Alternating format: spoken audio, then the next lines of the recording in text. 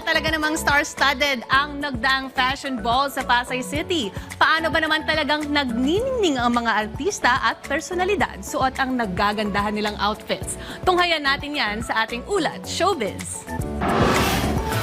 Kung pasimplihan ang labanan noong SONA, pabonggahan naman this time sa red carpet ang mga personalidad na dumalo sa isa sa pinaka-inaabangang fashion ball ng taon sa Pasay City nitong Martes ng gabi, September 2. Sophisticated modern Filipiniana ang nirampa ng mga artista. On top of my list at most fashionable ay syempre ang style icon of the night, Miss Universe Pia Wurtzbach-Johnsy. Ang modern white gown ni Pia ay gawa ni Mark Baumgartner.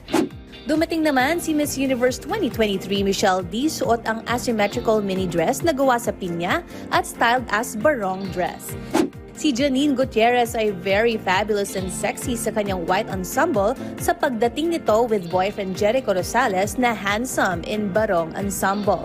Dumating naman si Sofia Andres in a classic but romantic look. Suot ang long dress in color white na likha naman ni Mark Baumgartner. Grand entrance naman si Solenn Heussaff in a couture gown na gawa naman ng Filipino designer na si Rahul Laurel.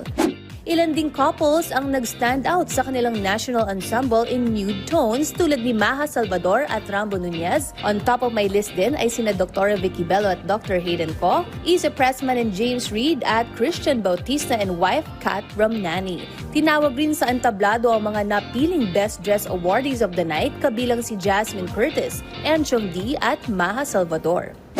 Samantala, ibinida naman ang star of the night na si Ann Curtis na dumating in a sophisticated and romantic all-black look. Ang It's Okay Not to Be Okay Netflix star ay ang latest cover ng isa sa mga leading fashion magazine sa bansa.